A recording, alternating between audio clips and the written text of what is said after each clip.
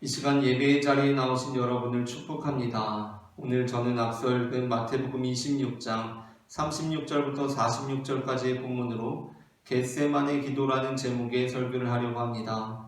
전해지는 말씀 가운데 하나님의 은혜가 있기를 바랍니다. 오늘 본문 39절에서 예수님께서는 내 아버지여 만일 할만하시거든 이 잔을 내게서 지나가게 하옵소서 라고 기도하십니다. 그리고 이러한 기도를 들으시는 예수님의 상태에 관하여서는 37절에서 고민하고 슬퍼하셨다고 전해주고 있습니다. 그래서 오늘 본문은 예수님께서 내 아버지여 만일 할만하시거든 이 잔을 내게서 지나가게 하옵소서라고 기도하신 후에 곧바로 이어서 그러나 나의 원대로 마시옵고 아버지의 원대로 하옵소서라고 기도하셨고, 또 42절에서도 두 번째 나아가 기도하여 이르시되 내 아버지여 만일 내가 마시지 않고는 이 잔이 내게서 지나갈 수 없거든 아버지의 원대로 되기를 원하나이다 라고 보다 적극적으로 아버지의 뜻을 추구하는 기도를 드렸음에도 불구하고, 그럼에도 불구하고 오늘 본문은 예수님의 인간적인 모습, 특별히 예수님의 나약함이 드러난 본문으로 제시되곤 합니다. 이러한 입장은 아버지의 뜻을 추구한 예수님의 모습보다도 이 잔이 자신에게서 옮겨지기를 원하시는 예수님의 모습을 부각시킨 마가복음과 누가복음의 본문들을 통해 지지를 얻습니다. 그래서 많은 사람들은 이 본문을 읽으면서 예수님도 두려워하시고 무서워 떠시는구나, 예수님도 공포의 십자가 앞에서 불안으로 몸서리치시는구나, 예수님도 우리와 똑같은 인간이구나 라고 생각합니다. 그러나 만일 예수님께서 또는 하나님께서 그 아들을 예수 그리스도를 통해서, 또는 마태복음 기자가 예수님의 행적을 기록함을 통해서 우리에게 주시고자 하셨던 메시지가 단순히 예수님 역시 우리와 똑같이 두려워하고 똑같이 무서워 떨고 똑같이 공포의 십자가 앞에서 불안으로 몸서리치는 인간이라는 것이었다면, 차라리 예수님께서는 이후에 대제사장들과 백성의 장로들에게 잡히실 때, 또는 대제사장 가야바 앞에서 신문을 받으실 때, 또는 총독 빌라도에 의해 십자가에 넘겨짐을 당하시면서 무서워하시고 두려워하시고 그렇게 십자가를 앞에 두고 몸서리치시는 편이 더 나으셨을 것입니다. 그러니까 그렇게 할 때 오히려 공포 앞에서 우리와 똑같이 반응하시는 예수님의 인간적인 모습이 더욱 분명하게 드러난다는 것입니다. 그러나 예수님께서는 십자가 앞에서 무서워하시거나 두려워하시거나 불안과 공포에 몸서리치지 않으십니다. 오히려 오늘 본문 마지막 절인 45절부터 46절에서 말씀하시는 것처럼 보라 때가 가까이 왔으니 인자가 죄인의 손에 팔리느니라 일어나 함께 가자라고 하시며, 오늘 본문 이후로부터 십자가에 달려 죽으시기까지 끝까지 그 가시밭길을 의연하게 걸어가십니다. 그러므로 저는 복음서의 메시지에 따라서 예수님께서도 우리와 똑같은 인간이셨고 우리와 똑같이 두려움이나 무서움이나 불안과 공포와 같은 감정들을 느끼셨을 것이라는 데에는 동의하지만, 본문에 대한 잘못된 이해로 인하여 예수님께서 십자가 앞에서 그 불안과 공포의 감정을 표출하심으로써 우리와 똑같은 인간임을 드러내셨다고 하는 해석에는 동의할 수가 없습니다. 우리는 오늘 본문을 통하여 십자가 앞에서 두려움과 공포에 떠시는 인간적인 나약한 예수님의 모습을 보아서는 안 됩니다. 물론 예수님께서는 우리와 같은 인간의 모습으로 이 땅에 오셨습니다. 그러나 예수님께서 우리와 같은 인간의 모습으로 이 땅에 오신 그 이유는 성자 예수님께서 단순히 우리처럼 되시려는 것이 아니었습니다. 성자 예수님께서, 그 하나님께서 자 봐라 나도 너희와 똑같은 인간이다 라는 것을 증명하기 위해 오신 것이 아니라는 것입니다. 그렇다면 예수님께서, 성자 하나님께서 우리와 같은 인간의 모습으로 이 땅에 오신 그 이유는 무엇입니까? 그것은 인간으로 하여금, 우리로 하여금 예수님처럼 성자 하나님처럼 살게 하시기 위해 오신 것입니다. 그러니까 예수님께서 우리의 모습으로 오신 것은 우리처럼 살려고 오신 것이 아니라 우리로 하여금 예수님처럼 살게 하기 위하여 오셨다는 것입니다. 이러한 이해 안에서 성육신이란 하나님이 인간이 되신 사건이면서 동시에 인간으로 하여금 하나님 되게 하신 사건이라는 신학적 진술은 유의미합니다.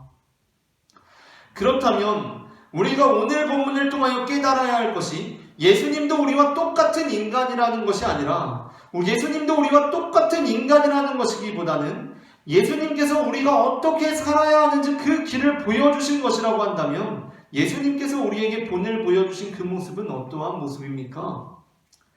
그것은 십자가 앞에서 두려움과 공포와 불안을 표출하시는 예수님의 모습이 아닙니다. 오히려 예수님께서는 십자가에 직면하여서도 그 길을 이연하게 걸어가셨습니다. 그렇다면 예수님께서 우리에게 보여주시는 모습은 어떠한 모습입니까? 그것은 겟세마네에서 그 하나님을 만나는 장소, 하나님께 기도하시던 장소, 그 하나님 앞에서 십자가 앞에서가 아니라 하나님 앞에서 불안과 공포의 감정을 솔직하게 드러내시고 그 모든 짐을 하나님께 내려놓으신 것입니다. 우리가 복음서를 읽으면서 크게 오해할 수 있는 지점 중 하나가 바로 이 지점입니다. 우리는 마태복음을 읽어오면서 이제까지 예수님께서 이렇게 나약한 모습을 보이시는 것을 본 적이 없습니다. 그래서 우리는 쉽게 이렇게 생각하는 함정에 빠집니다. 그것은 이제까지 예수님께서는 항상 의연하셨고 이전까지 예수님께서는 항상 담대하셨고 항상 강인하신 분이셨는데 이제 결국 그 십자가 앞에 서게 되니까 두려움과 공포와 불안이 그 마음을 장악하게 되었다고 생각하는 것입니다. 하지만 그것은 오해입니다. 우리는 예수님께서 우리에게 어떻게 기도하라고 하셨는지를 되새겨볼 필요가 있습니다. 예수님께서는 마태복음 6장에서 산상수훈을 베푸시면서 이미 진작에 우리에게 어떻게 기도해야 하는지 가르쳐 주신 바 있습니다. 6장 6절부터 7절입니다. 너희는 기도할 때에 외식하는 자와 같이 하지 말라. 그들은 사람에게 보이려고 회당과 큰 거리 여기에 서서 기도하기를 좋아하느니라. 내가 진실로 너희에게 이르노니 그들은 자기 상을 이미 받았느니라. 너는 기도할 때에 내 골방에 들어가 문을 닫고 은밀한 중에 계신 내 아버지께 기도하라. 은밀한 중에 보시는 내 아버지께서 갚으시리라. 아멘. 자, 그렇다면 우리에게 골방에 들어가 문을 닫고 은밀한 중에 계신 내 아버지께 기도하라고 말씀하신 예수님께서는 항상 어떻게 기도하셨겠습니까? 당연히 예수님 스스로 골방에 들어가 문을 닫고 은밀한 중에 기도하셨을 것입니다. 그러한 모습이 공관복음서에 때때로 암시되어 있습니다. 마태복음 14장 22절부터 23절입니다. 예수께서 즉시 제자들을 재촉하사 자기가 무리를 보내는 동안에 배를 타고 앞서 건너편으로 가게 하시고 무리를 보내신 후에 기도하러 따로 산에 올라가시니라. 저물매 거기 혼자 계시더니. 아멘. 마가복음 1장 34절입니다. 새벽 아직도 밝기 전에 예수께서 일어나 나가 한적한 곳으로 가서 거기서 기도하시더니. 누가복음 5장 16절입니다. 예수는 물러가사 한적한 곳에서 기도하시니라.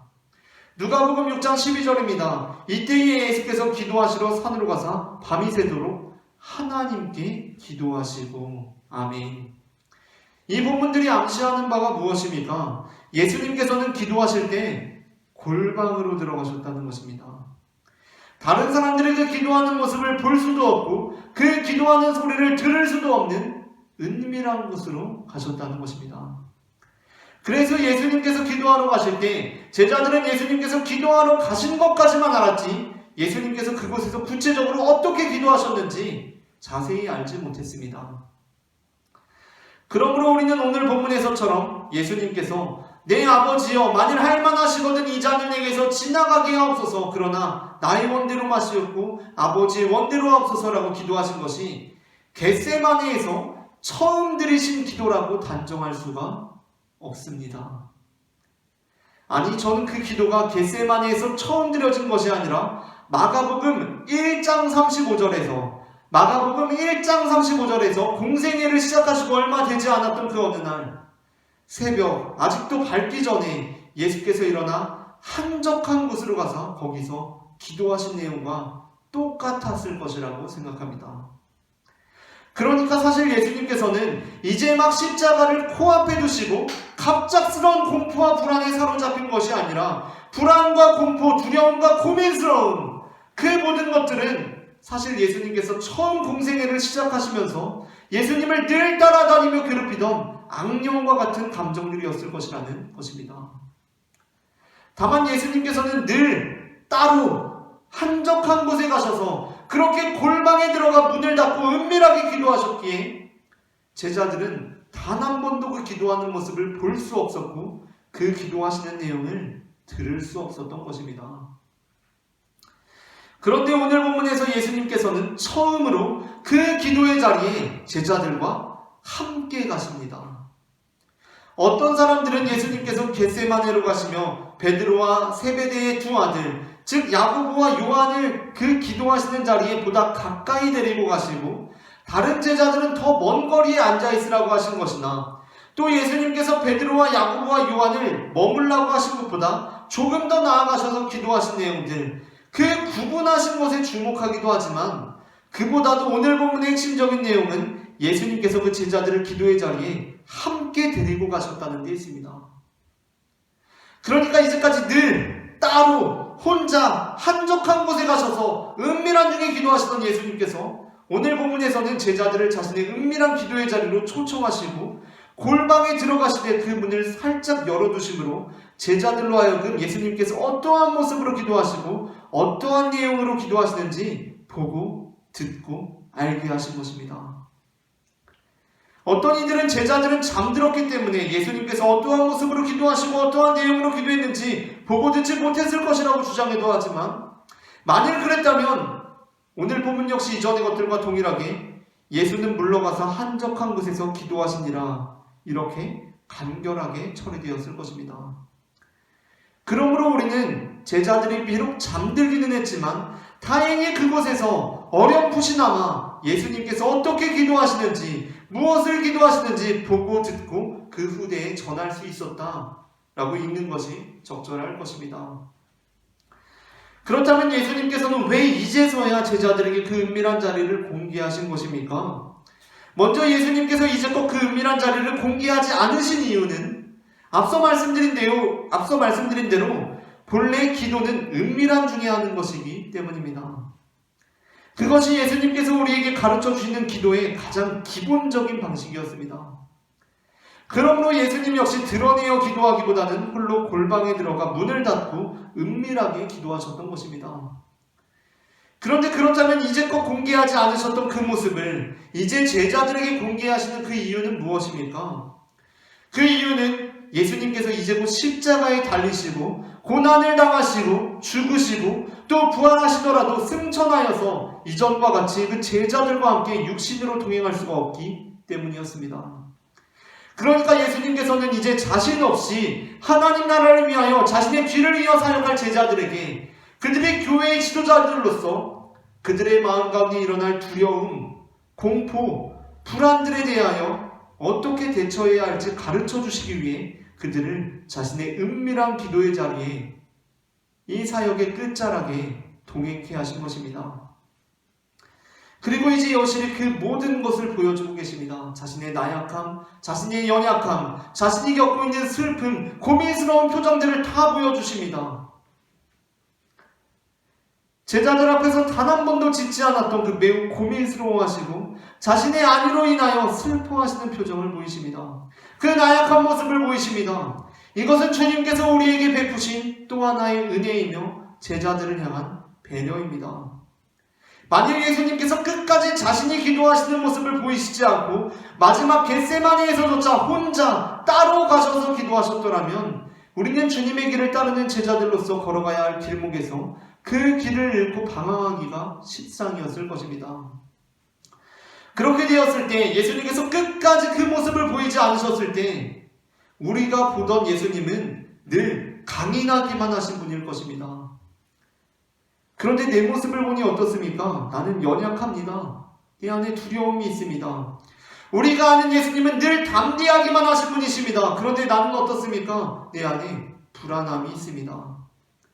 그러한 상황 속에서 우리는 예수님처럼 되려고 우리 마음 안에 드는 두려움과 불안함을 억압하고 외면하기 바쁠 것입니다. 그러나 그것은 우리 감정에 대한 적절한 처신이 아닙니다. 그러한 감정에 대한 억압과 외면은 그것을 극복하게 하는 것이 아니라 그 감정들을 더욱 무서운 괴물로 만들어버리고 말 것입니다. 그리고 그로 인하여 결국에는 그 두려움과 불안함을 적절히 다루지 못해서 그 감정에 내 존재 전체가 삼켜지고 말 것입니다. 그리하여 우리는 세상의 환난 앞에서 공격 앞에서 겉으로는 안 그런 척 하더라도 속으로는 늘 두려움과 불안함에 시달리며 살아가게 될 것입니다. 그런데 오늘 본문에서 예수님께서는 일부러 자신이 기도하시는 모습을 보여주십니다. 일부러 보여주고 계신 것입니다. 너희가 깨서 보아라 라고 말씀하고 계신 것입니다.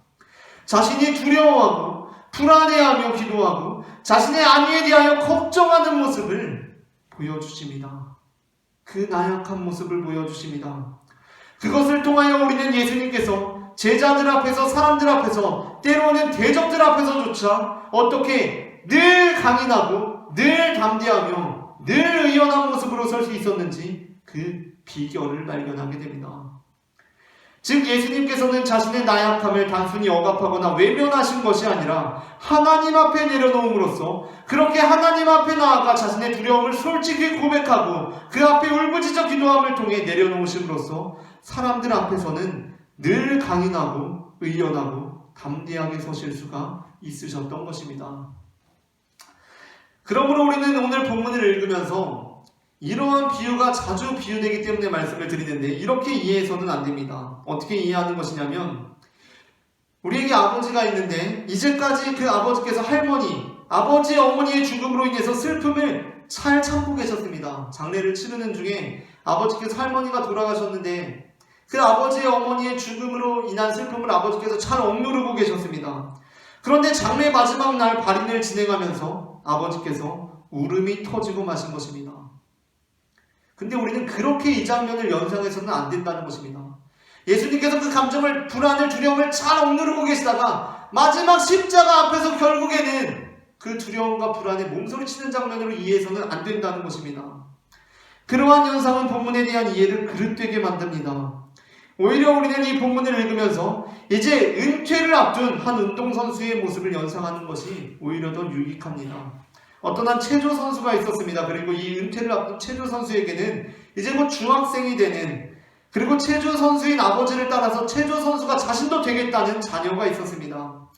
이 아이에게 있어서 체조 레전드인 우리 아버지는 주변 사람들로부터 그렇게 들었고 또 매스컴을 통해서 항상 그렇게 봐왔고 자기가 운동장에서, 경기장에서 항상 보아왔던 것처럼 체조의 신이시고 체조의 왕이시고 체조 천재시고 빈틈이 없으시고 실수가 없으시고 언제나 완벽하게 연기해내는 체조의 신이십니다.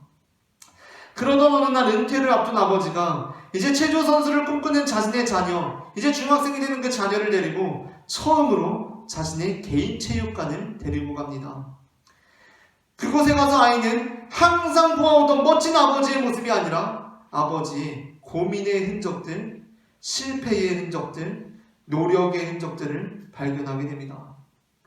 얼마나 많이 연습을 했는지 철봉이 맨들맨들해져 있고, 얼마나 많이 넘어지고 또 넘어졌는지 닳고 닳아 덧대어 놓은 매트들이 있고, 또 얼마나 많이 구르고 쓸렸는지 땀자국으로 얼룩진 마룻바닥을 보게 됩니다. 아버지는 단 한 번도 자녀에게 그 누추한 것을 보여준 적이 없으십니다. 그 치열한 것을 보여준 적이 없으십니다. 아이는 항상 TV를 통해 멋지고 영광스러운 아버지의 모습, 늘 성공하는 모습만 보아왔습니다. 그러나 이제 아버지는 아이에게 보여줄 때가 된 것입니다. 이제 나는 은퇴할 것이고 너는 새로운 길을 나설 때이기 때문입니다. 너는 이제 내가 메달딴 모습, 연기에 멋지게 성공하는 모습, 영광스러운 모습만 보아서는 안 된다. 내가 그렇게 그 경기장에 서기까지 얼마나 많은 시간을 피땀 눈물을 흘려가며 이곳에서 보냈는지를 보아야 한다 라고 말씀하시는 것입니다. 너는 내가 그렇게 완전히 서기 위해 치열하게 씨름한 이 피땀 눈물이 서려 있는 자리를 분명하게 각인해야 하는 것입니다. 물론 어떤 사람들에게는 예수님께서 원래 강인하신 분이 아니라 그 안에 늘 감추어진 연약함이 있었다는 것이, 비록 그게 하나님 앞에 토로된 후에 우리에게는 강인한 모습으로 나오셨다고 할지라도 그럼에도 불구하고 그것이 불편한 메시지가 될지도 모르겠습니다. 사실 그렇기도 합니다. 우리는 예수님의 당당한 모습만 보고 싶습니다. 우리는 우리 아빠가 늘 그렇게 힘차고 당당하기만 하신 분이었으면 좋겠습니다. 우리는 우리 엄마가 늘 그렇게 밝고 능수능란하기만 하신 분이었으면 좋겠습니다. 우리 자녀가 늘 그렇게 쾌활하기만 한 아이였으면 좋겠습니다. 그런데 그런 줄로만 알고 있었는데, 그런 줄로만 믿고 이제껏 살고 있었는데, 어느 날 우연히 아버지의 사무실 근처를 지나다가 축 처진 어깨로 한숨을 쉬고 계신 아버지의 모습을 보게 되었습니다. 어느 날 시장을 지나가다가 능청스럽게 가격 흥정을 시도하시다가 상인으로부터 언짢은 소리를 들으시고 돌아서시는 어머니의 무안한 듯 서글픈 표정을 보게 되었습니다. 어느 날 자녀의 학교 앞 떡볶이집에서 자녀 친구들로부터 같이 돈 모아서 떡볶이 먹자고 했는데 용세는 엄마가 집에 오라고 해서 먼저 집에 갔어요 라는 이야기를 듣게 되었습니다. 엄마인 저는 집에 일찍 오라고 한 적이 없는데 말입니다. 그 아버지의 쓸쓸한 모습을 보는 것, 그 어머니의 서글픈 표정을 보는 것, 우리 자녀가 돈이 없어서 친구들과 함께 떡볶이도 사 먹지 못하고 애써 그 자리를 피해야 했던 그 이야기를 듣는 것은 고통스러운 일입니다. 왜냐하면 거기에는 그들의 연약함, 그들의 나약함, 그들의 고통과 슬픔과 서름이 서려 있기 때문입니다. 그러나 우리는 그러한 그들의 모습, 그러한 그들의 표정, 그러한 그들의 이야기를 우리가 보고 듣기 고통스럽다고 해서 회피해버리는 것이 아니라 우리의 마음속에 잘 간직하고 각인시킬 필요가 있습니다. 그렇게 할 때 우리는 그 모습과 그 표정과 그 이야기 속에서 그들의 연약함과 그들의 나약함과 그들의 슬픔뿐만이 아니라 이전에는 그들에 대해 인식하지 못했던 또 다른 차원에서의 그들의 위대함을 발견하게 되기 때문입니다. 사실 우리 아버지는 원래 힘차고 당당하신 분이라는 것, 우리 어머니는 원래 밝고 능수능란한 분이라는 것, 우리 아이는 원래 쾌활한 아이라는 것만큼 그들의 힘차고 당당함을, 그들의 밝고 능수능란함을, 그들의 쾌활함을 아무것도 아닌 것으로 만들어버리는 말도 없습니다. 우리는 그가 사실은 힘들고 어렵고 고단한 직장생활 속에서도 내 앞에서만큼은, 가정에서만큼은 늘 힘차고 당당한 분이었다는 것, 그리고 그녀 역시 사실은 여리고 소심하고 수줍어하는 소녀이면서도 내 앞에서는 늘 밝고 능수능란한 어머니였다는 것, 그리고 우리 아이들 역시 처음 겪는 낯설고 서툰 세상살이 속에서 상처받는 영혼이면서도 자신을 사랑의 눈으로 바라보시는 그 부모들 앞에서는 늘 쾌활한 아이여야만 했다는 것을 까맣게 모르고 그저 그는 원래 그래 라고 말합니다. 그렇게 그의 위대함을 모르고 폄하하고 있는 것입니다. 그냥 원래 그래 라고 말하는 것입니다. 예수님은 원래, 아니 하나님이시니까 원래 의연하시고 원래 담대하시고 원래 강인하시고, 그렇게 말함으로 그의 의연함을, 그의 담대함을, 그의 강인함을 은연중에 폄하하고 있지는 않습니까? 그러나 그렇지 않다는 것입니다.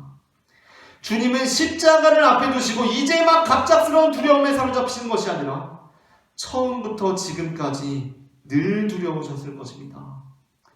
주님은 십자가를 앞에 두시고 이제 막 불안해지기 시작한 것이 아니라, 발등에 불이 떨어져서 이제 막 발을 동동 구르시는 것이 아니라 애초부터 지금까지 늘 불안하셨을 것입니다. 마태복음 12장에서 예수님께서 안식일에 속마른 사람을 고치셨을 때 그 사건으로 인하여서 14절에서 바리새인들이 나가서 어떻게 하여 예수를 죽일까 의논합니다. 그것을 알아차리고 예수님께서는 거기를 떠나가십니다. 마태복음 12장 14절부터 15절입니다. 바리새인들이 나가서 어떻게 하여 예수를 죽일까 의논하거늘 예수께서 아시고 거기를 떠나가시니, 그리고 예수님께서는 여전히 많은 사람들이 자신을 따라오자 그들의 병을 고쳐주십니다. 그런데 그때 예수님께서 그 환자들을 한 사람 한 사람 고쳐주시면서 그들에게 하신 말씀이 무엇인지 아십니까? 15절부터 16절입니다. 예수께서 바리새인들이 자신을 어떻게 죽일까 의논하는 것을 아시고 거기를 떠나가시니 많은 사람이 따르는지라. 예수께서 그들의 병을 다 고치시고 자기를 나타내지 말라 경고하셨으니, 자기를 나타내지 말라 경고하셨으니, 예수님께서 그들을 고쳐주시면서 매우 긴장된 상황 속에서 조심스럽게 이렇게 말씀하십니다. 저기요, 근데 저 여기 있다고 소문내지 마세요. 아무에게도 이르지 말라. 이 구절로 표현되는 일명 메시아 비밀에 관한 주제는 마태복음에서 주로 다루어지는 내용이 아닙니다. 그러나 바리새인들이 예수님을 어떻게 죽일지 의논하는 것을 알아채신 예수님께서 그곳을 떠나셔서 사람들을 고치시면서 하신 말씀이 어쩐지 그의 마음의 시면을 바라보게 합니다. 나 여기 있다고 말하지 마세요. 물론 주님께서는 능수능란하게 그 모든 것을 예언의 성취와 연결짓습니다. 그분은 결코 자신의 나약함과 연약함을 대중 앞에 드러내지 않으십니다. 그러한 면에서 분명 예수님은 위대하신 분이십니다. 그러나 설령 그의 나약함과 연약함이 드러난다고 해서 우리에게 임하는 감동이 줄어드는 것은 아닙니다. 오히려 그 은혜는 더욱 증폭됩니다. 사무엘상 24장과 26장을 보게 되면 그곳에는 사울왕의 시기로 인하여 도망자 생활을 하게 된 다윗이 자신을 잡아 죽이려고 하는 사울에 대하여 오히려 그를 제거할 수 있는 다시 못 올 기회를 잡았음에도 불구하고 그를 죽이지 않고 살려준 말씀들이 재차 기록되어 있습니다. 그 내용들을 읽고 있노라면 정말 자신을 죽이려고 뒤쫓아오는 사울을 제거할 수 있는 그 절체절명의 기회들을 그를 살려주는 데 사용하는 다윗을 보면 정말 다윗은 놀라운 인물, 위대한 인물이라는 생각이 듭니다. 그런데 그렇게 생각하는 우리를 당혹스럽게 하는 것은 그가 노래한 시편의 가사들입니다. 우리가 생각하기로는 그 용서와 용납의 아이콘인 다윗은 사랑과 평화를 노래했어야 할 것 같습니다. 그러나 시편의 노랫말은 사랑과 평화보다도 다른 내용을 담고 있습니다. 너무나 많은 예가 있지만 그중 대표적으로 시편 59편과 109편입니다. 시편 59편에서 다윗은 자신의 원수 사울에 대하여 이렇게 노래합니다. 나의 하나님이여 나의 원수에게서 나를 건지시고 일어나 치려는 자에게서 나를 높이 드소서. 내가 허물이 없으나 그들이 달려와서 스스로 준비하오니 주여 나를 도우시기 위하여 깨어 살펴주소서. 주님은 만군의 하나님 여호와 이스라엘의 하나님이시오니 악을 행하는 모든 자들에게 은혜를 베풀지 마소서. 그들을 죽이지 마옵소서. 그들을 흩으시고 낮추소서. 그들이 교만한 중에서 사로잡히게 하소서. 진노하심으로 소멸하시되 없어지기까지 소멸하사 개처럼 울며 성으로 두루다니게 하소서. 이 저주의 말씀을 읽고 있으면 소름이 끼칩니다. 그들을 죽이지 마옵소서 라고 하면서 다윗이 말하는 것이 무엇입니까? 단번에 죽이지 마시고 끝까지 고통당하게 해달라는 말입니다. 얼마나 끔찍한 말입니까? 그들을 죽이지 마옵소서. 끝까지 단번에 죽이지 마시고 끝까지 고통당하게 하여 주십시오 라고 기도하고 있다는 것입니다. 109편은 어떻습니까? 저는 대학에 다니던 시절에 어느 날 성경을 읽다가 시편 109편의 1절부터 4절까지의 구절을 읽고 너무나 감격했던 경험이 있습니다. 공교롭게도 그 성경이 이전 페이지로 넘어가기 딱 전에 시편 109편 1절부터 4절까지가 있었습니다. 그래서 그 성경을 읽고 너무나 감격했던 경험이 있습니다. 시편 109편 1절부터 4절이 이렇습니다. 내가 찬양하는 하나님이여 잠잠하지 마옵소서. 그들이 악한 입과 거짓된 입을 열어 나를 치며 속이는 혀로 내게 말하며 또 미워하는 말로 나를 두르고 까닭 없이 나를 공격하였음이니이다. 나는 사랑하나 그들은 도리어 나를 대적하니 나는 기도할 뿐이라. 얼마나 아름다운 고백입니까? 내게 허물이 없는데 그들이 계속해서 나를 공격합니다. 까닭 없이 나를 공격합니다. 나는 그들을 사랑하지만 그들이 나를 대적합니다. 그러니까 나는 기도할 뿐이라는 것입니다. 저는 거기까지 읽고 너무나 그 구절이 좋아서 잠깐 생각에 잠겨가지고 나도 나를 대적하는 사람들을 위하여 기도하는 사람이 되어야겠다 라고 결단하기까지 했습니다. 그러나 그 다음에 나온 내용은 제가 기대했던 것과는 전혀 다른 뜻밖의 것이었습니다. 다음 페이지를 넘겨서 읽는데 그 뒤이어져서 나오는 5절부터의 말씀입니다. 그들이 악으로 나의 선을 갚으며 묘함으로 나의 사랑을 갚았사오니 사탄이 그의 오른쪽에 서게 하소서. 그의 자녀는 고아가 되고 그의 아내는 과부가 되며 그의 자녀들은 유리하며 구걸하고 그들의 황폐한 집을 떠나 빌어먹게 하소서. 고리대금하는 자가 그의 소유를 다 빼앗게 하시며 그가 수고한 것을 낯선 사람이 탈취하게 하시며 그에게 인애를 베풀 자가 없게 하시며 그의 고아에게 은혜를 베풀 자도 없게 하시며 그의 자손이 끊어지게 하시며 후대에 그들의 이름이 지워지게 하소서. 여호와는 그의 조상들의 죄악을 기억하시며 그의 어머니의 죄를 지워버리지 마시고 그 죄악을 항상 여호와 앞에 있게 하사 그들의 기억을 땅에서 끊으소서. 저주가 그에게는 입는 옷 같고 항상 뛰는 띠와 같게 하소서 라고 기도합니다. 무시무시한 저주입니다. 이건 요즘 어린애들이 말하는 패드립이라고 하는데 그 중에서도 완전히 선을 넘는 겁니다. 이 엄마 건드리는 거는 너무한 거 아닙니까? 이거는 엄마들 먹이는 거는 이거는 반칙입니다. 아무리 패드립 중에서도 반칙입니다. 이거는. 그뿐만 아니라 다윗은 그의 배우자, 그의 자녀, 그의 조상들까지 거론하면서 나를 대적하는 자들을 저주하고 있습니다. 그러고 보면 시편이 성경에 들어간 것이 참 희한한 일입니다. 아무리 유대교의 경전으로서 그대로 이어받았다고 하더라도 우리가 사랑과 용서의 예수 그리스도를 믿는 그리스도인들인데 이러한 성경을 읽고 있는 것이 아이러니하고 민망하게 여겨지기까지 합니다. 적어도 기독교의 경전으로서 우리가 예수님을 믿는 사람들이면 빼는 것이 맞지 않았나라는 생각이 들기도 합니다. 그러나 그럼에도 불구하고 시편은 여전히 성경의 중심에 자리하고 있습니다. 대체 우리 믿음의 선배들은 무슨 생각으로 이 민망한 내용들을 원수를 사랑하라고 하신 예수님의 말씀과는 상반되는 것처럼 보이는 내용들을 다윗의 위대한 행적들을 손상시키는 것처럼 보이는 이 불필요한 내용들을 기독교 경전에 포함시킨 것입니까? 그들은 대체 시편을 읽어보지도 않은 것입니까?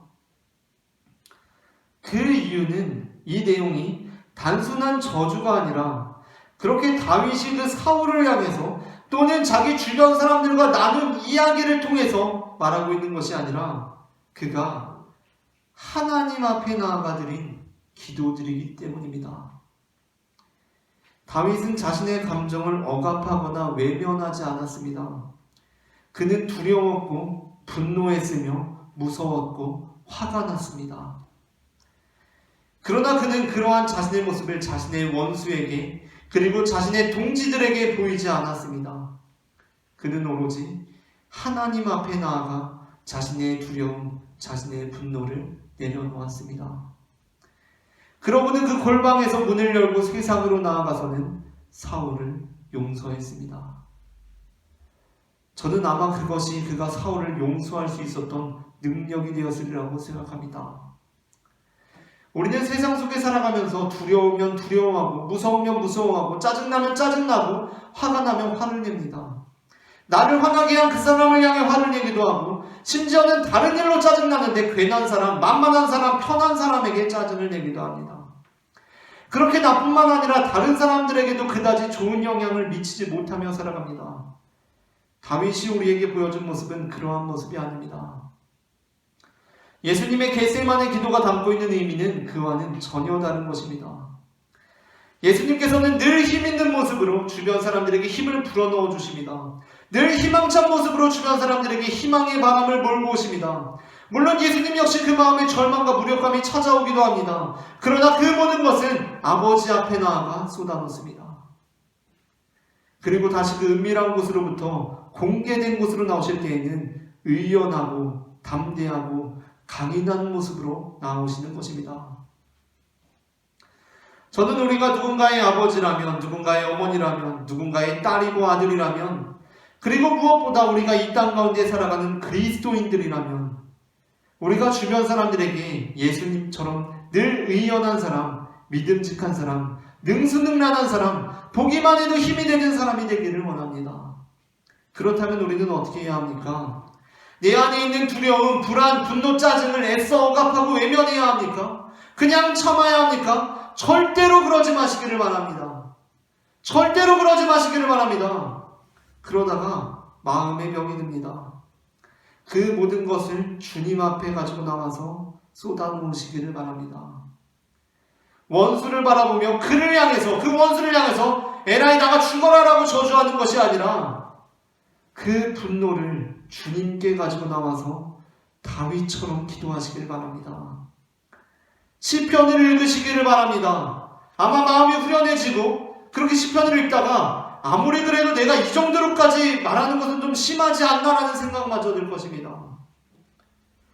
위기의 순간에 동료들에게 야 어떡하지? 어떡하지? 큰일 났어. 어떡하지라고 말하며 그 불안감을 주변 사람들에게까지 감염시키지 마시고 그 두려움과 불안함을 주님께 가지고 나와 기도하시기를 바랍니다.